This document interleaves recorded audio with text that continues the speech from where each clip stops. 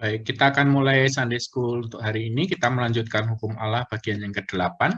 Untuk itu, saya minta sekarang Mas Andre ya, untuk berdoa pembuka. Di situ sudah ada teksnya, tinggal Mas Andre bacakan. Nanti blessing-nya akan disampaikan Romo Iren. Silakan, Mas. Teksnya mana, Mas? Kenapa? Teksnya nggak ada nih. PPT-nya nggak nampak kah? PowerPoint-nya? Nggak. Oh, iya, ini udah nih. Oke. Yang bagian U ya, Mas? Nanti Iya, yang P iya. ini Romo. Atau demi nama Bapa dan Putra dan Roh Kudus. Amin. Ya Bapak Presbiter, sampaikanlah berkat. Kiranya Sang Tunggal Kudus memberkati. Ya Raja Surgawi penghibur, roh kebenaran yang hadir di segala tempat, serta yang memenuhi segala sesuatu, harta simpanan segala yang baik, serta Sang Pemberi hidup, datanglah dan tinggallah dalam kami, serta bersihkanlah kami dari segala kenajisan, dan selamatkanlah jiwa kami ya yang maha baik. Amin. Ya. Amin. Kita akan mulai untuk Sunday School hari ini. Kita akan latihan lagi kidungan ortodoks. Sungguhlah patut di sini. Kita akan kidungkan dalam bahasa Yunani 2 kali, kemudian dalam bahasa Indonesia 2 kali. Dalam bahasa Yunani dulu. 1, 2, 3. Actiones tinos salitos, Makarisin setin theotokon, Thinai makariston ke panamomiton, ke mitera tuteu imon, Tintimio teranton kerubim, ke endoksoteran, asikritos ton serafim, Thinadiaptoros theon logon tekusan, Thinondos theotokon, semegalinomen. Sekali lagi. 2, 3. Actiones tinos salitos, Makarisin setin theotokon, Thinai makariston ke panamomiton, ke mitera tuteu imon, Tindimio teranton kerubim, ke endoksoteran, asikritos ton serafim, Sinadiapsoros theon logon tekusan, Thinondos theotokon, semegalinomen. Sekarang dalam bahasa Indonesia. Sungguhlah patut dan benar, memberkatimu ya Sang Theotokos, yang selalu terberkati dan sangat termurni, serta Bunda dari Allah kita, lebih terhormat dari kerubim, dan tak terbanding, lebih mulianya dari serafim, yang tanpa cacat celah melahirkan Allah Sang Sabda. Sungguh kaulah Sang Theotokos, Engkau ku junjung tinggi. Itu kalau versi adaptasi yang dari Greek-nya ya. Tetapi kalau dalam liturgi, biasanya kita kidungkan dengan lebih cepat. Kita coba yang dalam liturgi. 2, 3. Sungguhlah patut dan benar memberkatimu ya Sang Theotokos, yang selalu terberkati dan sangat termurni serta bunda dari Allah kita. Lebih terhormat dari kerubim, tak terbanding lebih mulianya dari para serafim, yang tanpa cacat celah melahirkan Allah Sang Sabda. Sungguh kaulah Sang Theotokos, engkau ku junjung tinggi.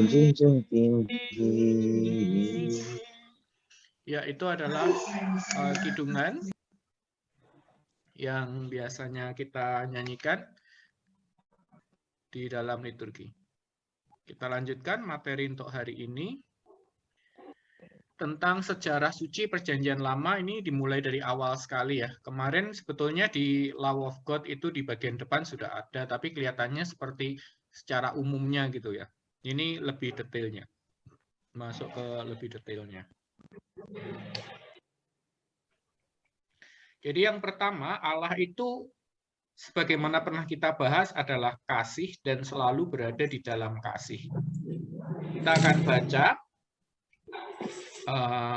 Mas Rifandi bisa tolong minta dibacakan untuk 1 Yohanes 4 ayat 8. Apakah bisa membacakan ataukah situasi tidak memungkinkan di sana?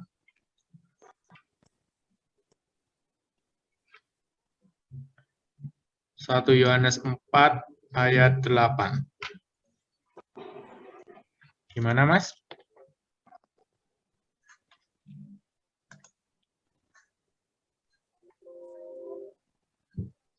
Kalau gitu saya aja. Boleh. Silakan, Tri. Ya, 1 Yohanes 4 ayatnya yang ke-8 ya. Ya. Barang siapa tidak mengasihi, ia tidak mengenal Allah, sebab Allah adalah kasih. Iya, di situ dikatakan bahwa Allah adalah kasih. Berarti dia juga selalu berada di dalam kasih. Seperti yang kita bahas panjang lebar di bagian Tritunggal. Sebagaimana Allah Bapa mengasihi Allah Putra dan Allah Roh Kudus, demikian juga Allah Putra mengasihi Allah Bapa dan Allah Roh Kudus. Dan juga Allah Roh Kudus mengasihi Allah Bapa dan Allah Putra. Hidup dalam kasih adalah sukacita yang besar. Inilah berkat yang tertinggi. Allah menghendaki bahwa setiap makhluk hidup itu menerima sukacita ini. Oleh karena itu, Allah menciptakan para malaikat dan kemudian dunia jasmani ini. Jadi mengalami keterberkatan di dalam kasih Allah, mengalami kasih itu secara terus-menerus dan secara meningkat dari hari ke hari secara tidak terbatas, itulah berkat tertinggi, yaitu bentuk dari teosis yang sesungguhnya. Mengalami persekutuan dengan Allah. Kalau kita mengalami persekutuan dengan Allah, tentunya kita juga mengalami kasih itu. Bagi manusia, Allah memberikan batin, akal budi, dan jiwa yang abadi untuk tujuan khusus. Jadi, sejak semula manusia itu diciptakan dengan akal budi dan dengan jiwa yang abadi. Memiliki awal, tetapi seharusnya tidak memiliki akhir. Jadi, tidak bisa lenyap gitu ya, kecuali Allah sendiri yang melenyapkan. Nah, jiwa yang abadi di sini ternyata memiliki tujuan khusus, yaitu agar kita dapat mengenal Allah dan menjadi lebih baik. Lebih baik seperti apa? Disempurnakan dalam kasih bagi Allah dan sesama. Sebagaimana hukum pertama dan hukum kedua yang diberikan kepada Allah. Hukum pertama yang terutama. Kasihlah Tuhan Allahmu dengan segenap jiwamu, dengan segenap akal budimu, dengan segenap kekuatanmu. Kemudian yang kedua, hukum yang kedua adalah kasihilah sesamamu manusia seperti engkau mengasihi dirimu sendiri. Tuh. Sehingga melalui hal ini kita dapat menerima sukacita yang lebih besar di dalam kehidupan. Ya, sukacitanya di sini tentu bukan sukacita secara hanya secara jasmani ya, tetapi sukacita yang berupa hal spiritual. Kita lanjutkan. Tetapi kemudian di kemudian hari manusia melanggar kehendak Allah. Mereka menjadi berdosa. Oleh karena dosa ini, kehendak dan batin mereka menjadi gelap. Mereka jatuh dalam kelemahan, sakit penyakit, penderitaan, dan kematian. Inilah yang disebut sebagai dosa nenek moyang atau ancestral sin, di mana definisinya sedikit berbeda dengan original sin yang dipahami dalam Katolik Roma. Mereka telah berusaha untuk mengalahkan dosa, tetapi hal itu tidak pernah berhasil. Hanya Allah yang mampu melakukan hal itu. Jadi ketika manusia itu berdosa, maka manusia itu menerima ancestral sin atau dosa nenek moyang, yaitu berupa kecenderungan untuk berbuat dosa. Jadi keinginan atau hasrat yang menuju kepada dosa, kemudian juga kefanaan. Kefanaan itu berarti manusia bisa menjadi capek, bisa menjadi sakit, dan bisa mati secara fisik. Ketika manusia pertama berdosa, ia berkata kepada mereka, ia di sini berarti Allah ya, karena I-nya besar, akan datang seorang juru selamat, yaitu Putra Allah Yesus Kristus, yang akan mengalahkan dosa, serta menyelamatkan manusia dari kematian kekal, dan mengembalikan mereka kepada kasih, yaitu hidup dalam keterberkatan kekal itu. Periode antara penciptaan dunia ini sampai kepada datangnya Sang Juru Selamat ke dunia itu nantinya akan disebut sebagai era Perjanjian Lama atau zaman Perjanjian Lama. Ini berbagai potret para santo santa yang ada di Perjanjian Lama ya. Ini Daniel dan Sadrak Mesak Abednego, kemudian ada Bapak Abraham dan sebagainya.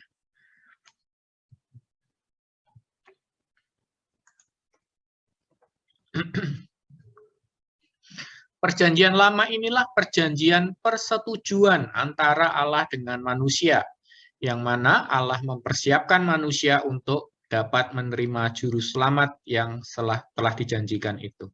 Dengan demikian, manusia dapat mengingat janji Allah, mempercayainya, dan menunggu kedatangan Kristus.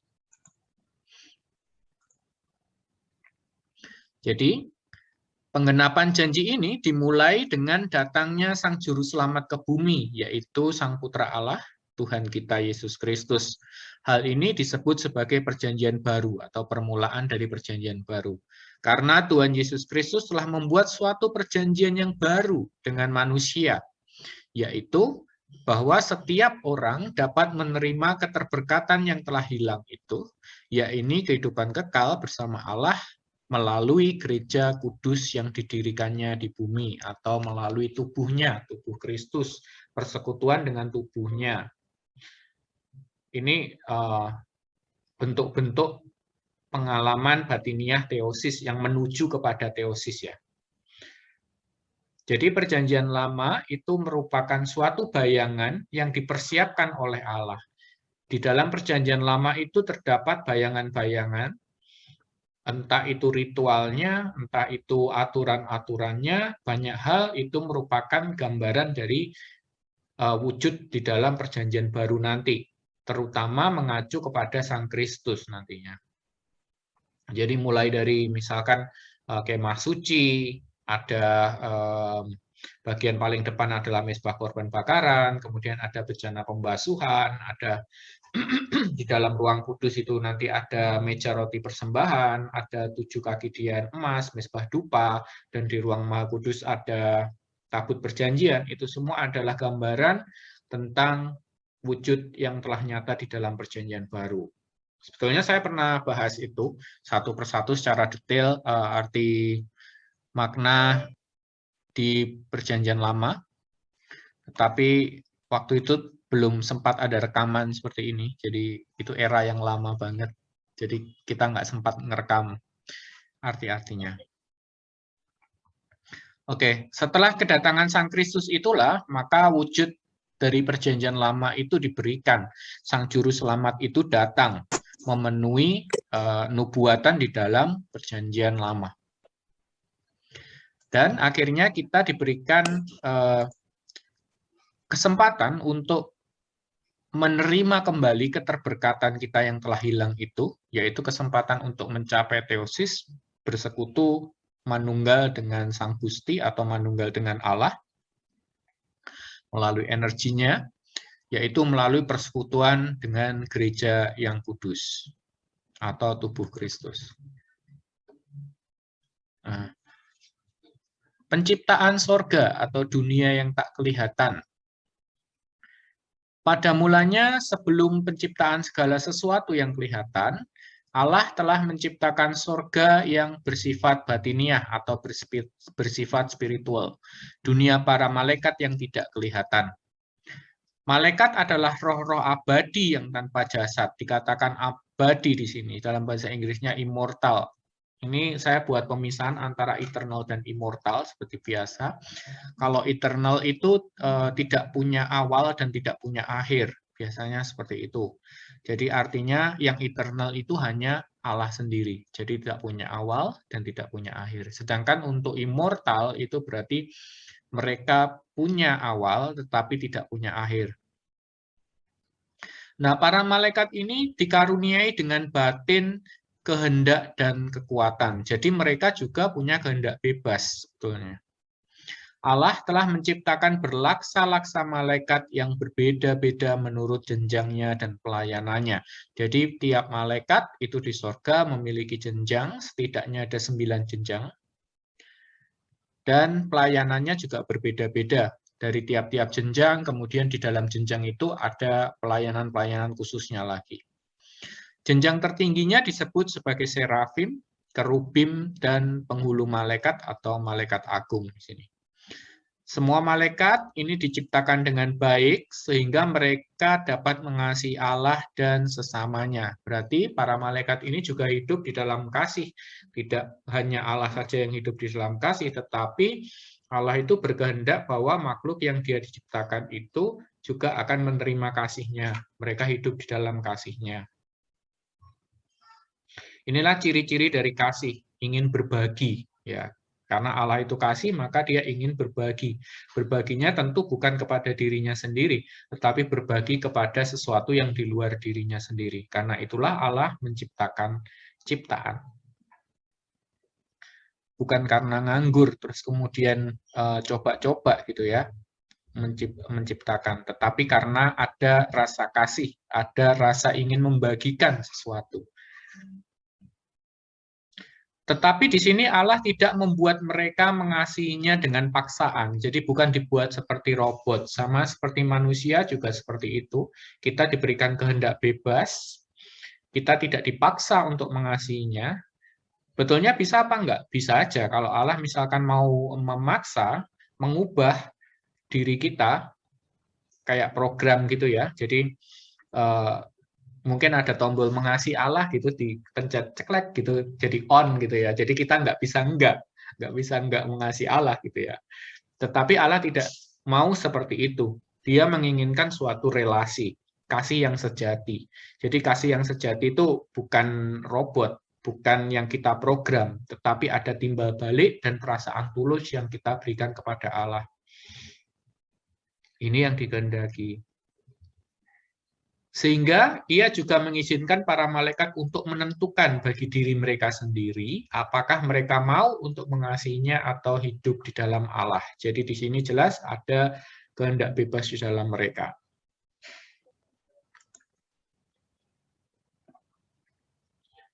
Suatu saat ada satu malaikat yang tertinggi dan terkuat, dikatakan, dengan nama Lucifer, ya artinya bintang timur atau bintang fajar, menjadi sombong oleh kekuatan dan kuasanya, dan tidak lagi menghendaki untuk mengasihi Allah dan menggenapi kehendaknya. Namun justru ia ingin menjadi Allah. Ia memberontak dan melawan Allah sehingga menjadi roh kegelapan atau roh jahat yang disebut sebagai iblis atau pendakwa atau satan atau pemberontak dalam arti literalnya. Roh jahat ini atau iblis ini kemudian mencobai dan mempengaruhi banyak malaikat-malaikat lainnya sehingga mereka pun juga jatuh dan menjadi roh-roh jahat. Jadi roh-roh jahat itu, atau kalau dalam Greek sebetulnya terjemahnya baik sih, maksudnya kayak jelas gitu, demonia. Tetapi kalau dalam bahasa Inggris juga jelas, demon. Tapi dalam bahasa Indonesia ini agak rancu, menjadinya roh jahat gitu ya, roh-roh jahat. Nah, agak dibingungkan juga dengan terjemahan devils gitu ya, pendakwa. Nah, jadi karena para malaikat itu memiliki kehendak bebas, maka di sini terjadilah pilihan yang keliru yang dipilih oleh Lucifer, dan kemudian juga yang dipilih oleh mereka yang mengikuti dia. Dengan demikian, Lucifer juga disebut sebagai bapa pendusta, karena dia sendiri sebetulnya didustai oleh dirinya sendiri. Dia didustai oleh dirinya sendiri, termakan oleh dustanya sendiri, meyakini bahwa dirinya itu nanti suatu saat bisa menggantikan Allah, seperti itu. Padahal ini udah jelas-jelas kalah gitu kan, udah jelas-jelas jatuh dari surga. Berarti kan awal aja udah kalah, apalagi nanti gitu. Nah, pada ceritanya itu ketika Lucifer ini memberontak, datanglah satu sosok penghulu malaikat yang tinggi, yaitu malaikat agung Mikael atau malaikat penghulu Mikael, melawan Satan dan berkata, siapakah yang setara seperti Allah? Tidak ada yang seperti Allah. Maka di sini terjadilah perang di surga, Mikael dan para malaikatnya melawan Satan dan roh-roh jahat. Oke. Demikian untuk sesi 1, saya tutup sampai di sini. Nanti ini jam 6.30, nanti kita akan masuk lagi untuk sesi 2 jam 6.40. Nanti ada tanya jawab dan tanya jawab dengan Romo ya, tanya jawab dengan Romo. Oke. Oke, saya akhiri sampai di sini untuk sesi 1, nanti kita akan lanjutkan pada sesi 2.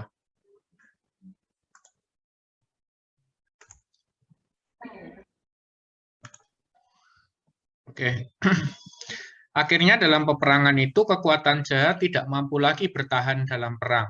Mereka jatuh ke bawah bagaikan sambaran petir menuju dunia bawah, yaitu yang disebut sebagai Hades. Ini meminjam nama dalam mitologi Yunani ya, Hades ya. Ini juga membuktikan bahwa sebetulnya para rasul itu juga mengadopsi istilah-istilah dari kultur non-Kristen ya. Jadi bukan berarti nggak boleh gitu kan. Ada beberapa aliran yang seperti melarang tentang penyerapan kata Allah ke dalam bahasa Indonesia, terus kemudian menyatakan harus pakai Elohim, harus pakai bahasa Ibrani. Padahal Elohim sendiri juga sebetulnya mengambil dari kata dewa El gitu ya, di Timur Tengah sana. Kemudian juga ini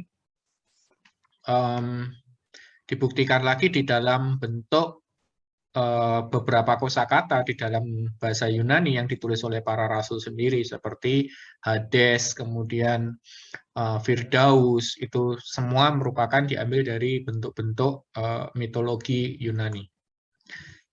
Tetapi di dalam kekristenan yang dimaksud sebagai Hades ini adalah sebutan bagi keterpisahan yang jauh dari Allah, bukan hanya terpisah secara ini, tetapi benar-benar suatu keterpisahan yang jauh dari Allah. Sebetulnya ini adalah suatu kondisi yang dialami secara sepihak ya, dialami oleh ciptaan secara sepihak. Karena sebetulnya Allah itu nggak pernah terpisah dari apapun, karena beliau itu ada dimanapun dan memenuhi segala sesuatu. Berarti kita tidak bisa sebetulnya terpisah dari Allah itu. Tetapi secara sepihak kita akan merasakan keterpisahan dengan Allah itu yang disebut sebagai Hades. Gitu. Jadi ini secara sepihak aja, bukan berarti Allah benar-benar terpisah dari kita, karena Allah itu ada di dalam segala sesuatu. Nah, di sana mereka disiksa. Disiksanya itu bukan Allah yang menyiksa, tetapi mereka tersiksa oleh kebencian mereka sendiri. Mereka meratapi ketidakmampuan mereka dalam melawan Allah. Mereka semua juga menolak untuk bertobat karena kalau istilah saya sudah dibohongi oleh kebohongannya sendiri gitu ya, karena bapa segala dusta sampai dirinya sendiri ikut terbohongi. Tetapi mereka ini adalah roh-roh yang gigih dan licik, yang biasanya menipu manusia. Mereka membisikkan hal-hal yang salah dan hasrat jahat untuk membawa manusia atau makhluk ciptaan ke dalam kutukan. Melalui hal inilah kejahatan timbul pada ciptaan Allah, sementara semua malaikat yang setia kepada Allah tetap berdiam dalam sukacita dan kasih yang tidak berkesudahan. Jadi, para malaikat itu sebetulnya juga mengalami teosis, mengalami persekutuan dengan Allah, bukan hanya kita manusia, tetapi para malaikat pun juga mengalami. Mereka hidup dengan Allah dan menggenapi kehendak-Nya. Mereka telah dikuatkan dalam kasih dan kebajikan Allah, sehingga mereka tidak dapat lagi berbuat kejahatan. Jadi, karena mereka sudah melihat akibat ketika melawan Allah itu, teman-teman mereka itu mengalami keterpisahan dengan Allah, menjadi sengsara, menjadi roh-roh jahat. Maka, melalui hal ini, mereka akhirnya jiwa mereka dikuatkan di dalam kasih dan kebajikan Allah itu. Sehingga akhirnya mereka seperti termeterai gitu ya, karena mereka sudah melihat begitu dampaknya itu begitu mengerikan. Dengan demikian mereka akhirnya disebut sebagai para malaikat kudus, yang mana kata malaikat itu artinya adalah penyampai pesan. Itulah mengapa sebetulnya kata malaikat itu the messenger itu kadang juga disematkan pada Yohanes Pembaptis gitu ya, karena Yohanes Pembaptis ini juga penyampai pesan atau bentara yang menyampaikan pesan kedatangan Kristus pendahulunya gitu ya. Makanya di dalam ikon-ikonnya Yohanes Pembaptis itu punya sayap seperti malaikat gitu. Tapi bukan berarti dia malaikat sorgawi dalam tanda kutip yang ada di sorga kemudian turun ke bumi, bukan seperti itu, tetapi artinya adalah the messenger gitu, untuk menekankan kata the messenger ini atau bentara ini.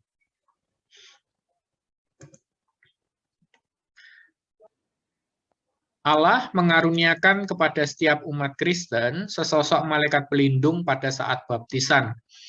Sosok malaikat yang secara tak nampak mata akan menjagai seseorang selama kehidupannya di bumi dan tidak meninggalkan jiwanya bahkan setelah kematian.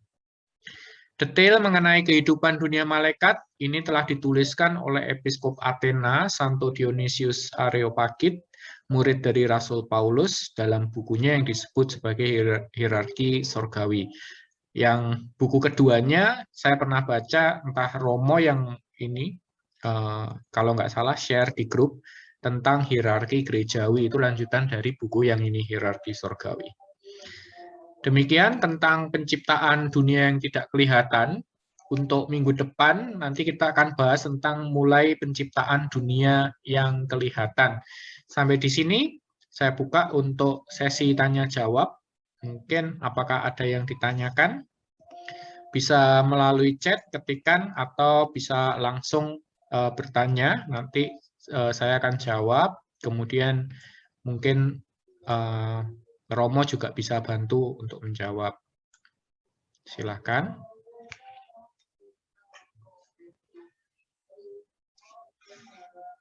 Sebetulnya pernah kita bahas sih tentang dunia malaikat ini ya, di awal-awal dulu. Tapi memang bukunya seperti itu. Ini kan mengikuti alurnya, kita mengikuti buku The Law of God. Jadi ya sesuai alurnya.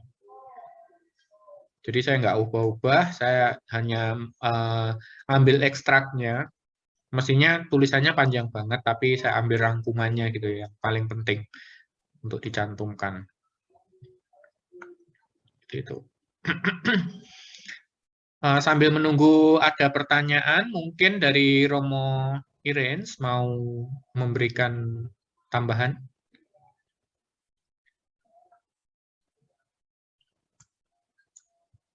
Silakan Romo. Ya, terima kasih. Pelajaran yang makhluk atau apa? Ini bagian dari pengakuan kita akan kemahakuasaan Allah. Sebagaimana dalam pengakuan iman Nikea pas poin pertama tentang Allah yang satu itu, yang Bapa itu menciptakan atau pencipta segala sesuatu yang kelihatan atau tak kelihatan. Jadi di dalam perjalanan kita mengenal Allah, di dalam gereja, di dalam kita mengerti tentang Allah, termasuk pula ciptakan yang tidak itu, ini harus menjadi tekanan pula. Ternyata kita terfokus pada yang nampak saja, tapi yang tak nampak itu harus kita pahami. Akan tetapi kita tidak bisa memahami sendiri karena hanya hal segi-segi tertentu yang membuat kita tidak bisa kita pahami, tidak kita mengerti kalau kita tidak mendapatkan informasi yang benar.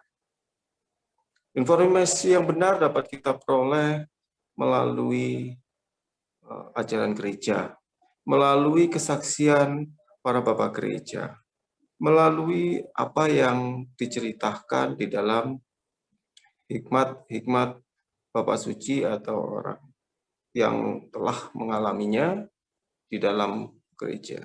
Sehingga ketika kita melihat itu masih dalam tuntunan ajaran yang benar, gitu.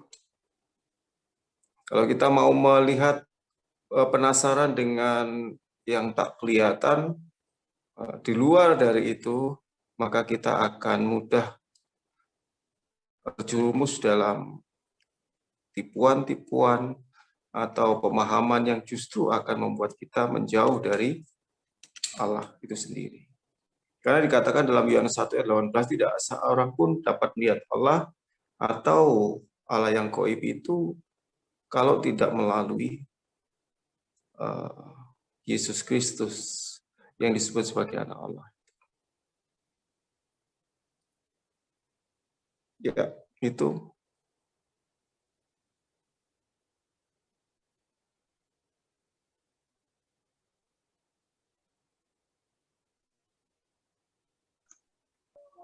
Halo. Iya, sudah Romo? Ya, sudah. Ya.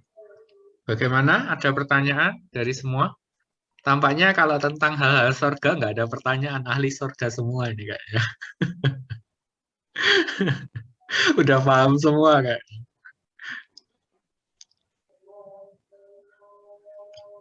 Oh iya, Iya, silakan Tri. kok bisa ya? Malaikat kan udah diciptakan sesempurna mungkin gitu. Kok bisa masih jatuh ke dalam dosa gitu? Ya, karena mungkin awalnya mereka nggak tahu ya kalau akibatnya itu seperti apa sih gitu. Terus mereka terbohongi oleh keinginannya sendiri kalau aku ngomong. Jadi karena ya saking pinternya mereka berdusta, akhirnya dusta itu memakan diri mereka sendiri gitu. Karena kan belum ada contoh gitu loh, belum ada contoh kalau jatuh itu seperti apa sih. Melakukan dosa secara berkehendak itu seperti apa. Gitu. Tetapi karena si Lucifer dan teman-temannya ini udah jatuh, maka para malaikat yang lain juga melihatnya, oh ngeri juga gitu loh. Maka mereka akhirnya batiniah mereka dikuatkan, seperti dimeteraikan gitu. Maka mereka tidak bisa berbuat seperti itu lagi, atau tepatnya tidak mau berbuat seperti itu lagi. Seperti itu. Sama seperti kita juga nanti kalau misalkan kita udah tahu nih kehidupan kesengsaraan di dunia ini kayak apa, hidup dalam dosa ini seperti apa. Sekalipun nanti kita masih tetap memiliki kehendak bebas ya kan. Ketika ada di surga kita bukan kehendak bebasnya kita diambil, enggak. Tetapi kita yang sudah mengalami hal-hal yang seperti ini, kemudian kita mengalami sesuatu berkat yang benar-benar agung, yang benar-benar tinggi. Suatu persekutuan dengan Allah yang tidak bisa kita bayangkan. Nah, kita akan berpikir ribuan juta kali mungkin kalau kita mau melawan Allah, menggunakan kehendak bebas kita untuk melawan Allah lagi ketika sudah ada di sana gitu. Mungkin seperti itu gambarannya. Tetapi kalau memang belum pernah, mereka cenderung untuk coba-coba ya. Jadi kayak Adam dan Hawa pun aku yakin dia juga nggak tahu gimana sih jatuh itu gimana. Melanggar kehendak Allah itu kayak gimana. Hasilnya kayak gimana nggak tahu. Sakit itu apa nggak tahu. Mati itu apa? Mungkin ketika mereka Allah bilang, jangan kamu makan buah ini, nanti kamu menjadi mati. Apa itu mati? Mereka nggak ngalami mati. Dan aku yakin dunia di sekitar mereka saat itu juga masih belum dikutuk gitu loh. Jadi belum ada kefanaan, belum ada sakit penyakit, belum ada kematian. Itu. Ya. Jadi bisa dibilang ya kalau makhluk pertama yang melanggar kehendak Allah itu malaikat ya. Iya, justru makhluk pertama adalah malaikat. Nah, kita di sini titik beratnya adalah kita tidak mengakui adanya seperti ajaran di dalam agama lain, yang mana ada beberapa ajaran yang menyatakan bahwa setan itu diciptakan sendiri, gitu, bukan malaikat. Jadi malaikat diciptakan sendiri, setan diciptakan sendiri, kemudian nanti ada jin diciptakan sendiri, gitu. Jin yang seperti kita, manusia ada baik dan jahat, seperti itu ya. Kalau di dalam Kristen, khususnya di dalam Kristen Ortodok, kita meyakini bahwa roh-roh jahat atau setan itu asalnya adalah dari malaikat yang memberontak, dari malaikat yang jatuh. Jadi bukan diciptakan udah jahat dari asalnya, seperti itu. Karena penciptaan Allah itu landasannya adalah kasih. Jadi dia menciptakan sesuatunya baik, bukan diciptakan jahat. Kalau diciptakan jahat berarti landasannya bukan kasih. Berarti itu mau apa? Mau main-main atau gimana? Soalnya saya pernah bilang ke Pak Pendeta saya dulu itu. Dia kan tanya gitu, siapa yang berbuat dosa yang dulu? Saya bilang malaikat. Nah, terus kata dia, ayatnya di mana? Soalnya kan saya masih bingung itu. Ya udah, saya diam aja. Ya, karena tidak semua itu, kalau ayatnya secara terpisah-pisah, itu ada ya. Jadi misalkan kayak nubuatan tentang Raja Babel yang jatuh di dalam, kalau nggak salah ingat, kitab Yesaya atau Yeskiel itu ada. Tapi kan itu bisa ditafsirkan macam-macam ke setiap orang ya. Ke setiap aliran bisa ditafsirkan macam-macam. Tetapi jika kita mengikuti tradisi rasuli, di dalam tradisi rasuli itu jelas penafsirannya tentang itu. Gitu. Kemudian ada juga yang di kitab Wahyu yang naga menyeret sepertiga dari bintang di langit. Itu diyakini sepertiga bintang di langit itu adalah sepertiga dari jumlah malaikat, seperti itu. Jadi yang jatuh banyak banget juga malaikatnya.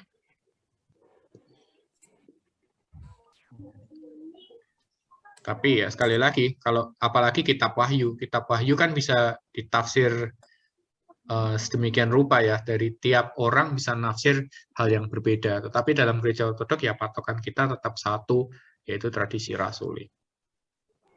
Jadi kitab Wahyu itu cuma berbicara tentang masa yang akan datang ya? Variasi. Ada yang masa sekarang, ada yang masa yang akan datang. Tergantung di mana. Iya. Digantung di pasal berapa dan di mana. By the way, kitab Wahyu ini kitab yang cukup rumit di dalam penafsirannya. Jadi termasuk ilmu yang berat, bukan ilmu yang ringan. Sehingga gereja ortodok sendiri sebetulnya tidak pernah memasukkan kitab Wahyu itu ke dalam lektor liturgi. Dalam pembacaan liturgi tidak pernah dilakukan. Karena ini kitab yang berat. Jadi benar-benar isinya itu adalah isi banyak simbolisnya. Sehingga kalau misalkan dibaca secara umum, itu akan kesulitan gitu memahami. Takutnya justru salah memahami. Jadi benar-benar harus pemahamannya harus berdasarkan Bapak Gereja, tulisan Bapak Gereja. Oh ya. Jadi sudah banyak ya tulisan Bapak Gereja mengenai kitab Wahyu. Ada. Tidak banyak tapi ada. Ya, masih. Mungkin beberapa Bapak Gereja juga terpisah-pisah ya, nggak utuh. Jadi mungkin dia bahasnya Wahyu pasal 5 sama 6. Terus Bapak Gereja yang ini pasal 9 sampai 10 kayak gitu-gitu. Ada juga yang sudah runtut juga ada. Tapi saya lupa siapa. Ada yang jelas. Saya pernah baca beberapa. Atau di OSB itu bisa dibaca sih beberapa. Kan nanti kan ada kutipan-kutipan dari situ. Meskipun OSB ya karena dia footnote, dia nggak bisa detail ya, nggak bisa detail penuh per ayat gitu kan, nggak bisa. Paling satu ayat ya satu baris sampai 5 baris gitu. Iya. Gitu. Kutipannya pun mungkin dia kalau OSB pakainya ya inti kesimpulannya. Jadi misalkan di yang aslinya itu satu paragraf panjang gitu ya. Ya mungkin sama dia diringkas. Pokoknya Bapak Gereja ini ngomong seperti ini intinya. Gitu. Kadang gitu OSB. Karena nggak cukup kalau dimasukin semua. Tapi OSB cukup membantu. Tuh. Ya. Ada lagi yang perlu ditanyakan?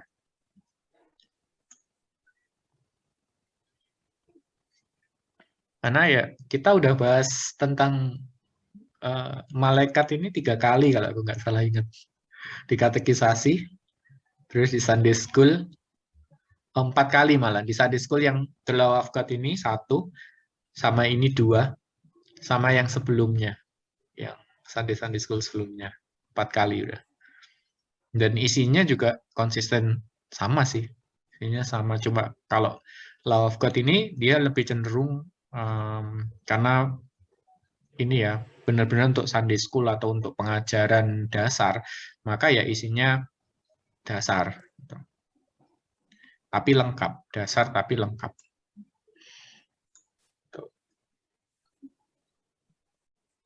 Ada lagi?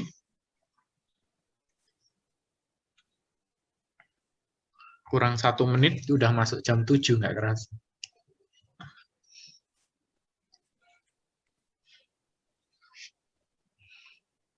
Untuk minggu depan, kita akan bahasnya, kalau saya lihat di topiknya, di The Law of God, ini adalah penciptaan manusia. Berarti nanti seputar Adam dan Hawa. Gitu. Kemudian kita maju pelan-pelan, nanti sampai selesai seluruh perjanjian lama, kemudian sampai sejarah antara perjanjian lama dengan perjanjian baru yang dihilangkan oleh umat Protestan. Terus baru kita masuk ke perjanjian barunya. Ada lengkap semua nanti. Ya bersabarlah karena ini babnya banyak sekali. Karena nasinya bukunya tebel ya. Bukunya tebel segini. 1 jilid tebel. Oke. Kalau tidak ada pertanyaan, apa kita tutup aja, Romo? Ya. Ya. Boleh. Baik. Untuk penutupnya, silakan Mas Tri berdoa. Nah, Doxa Patri Kiel Kiai Pnemati Kinin Kiai Yesus Eo Nastoneo Non Amin. Sungguhlah patut dan benar berkatimu ya Sang Theotokos yang selalu terberkati dan sangat termurni, serta Bunda adalah kita lebih terhormat dari kerubim dan terbanding lebihannya di para serafim, dalam tanpa cacat dalam harkat Allah Sang Sabda. Sungguh kaulah Sang Theotokos, engkau pujujung tinggi di dalam nama Tuhan, ya Bapa Presbiter sampai kala berkat. Kiranya Tuhan memberkati kesempatan. Amin. Oke, terima kasih untuk kehadirannya untuk Sunday School hari ini. Kita akan melanjutkan Sunday School minggu depan. Tetap jaga kesehatan, tetap jaga protokol kesehatan. Yang belum vaksin, segera vaksin. Dan jangan lupa untuk mengikuti doa-doa sembahyang harian kalau ada waktu. Kalau sibuk ya nanti berdoa sendiri di rumah. Seperti itu ya. Oke.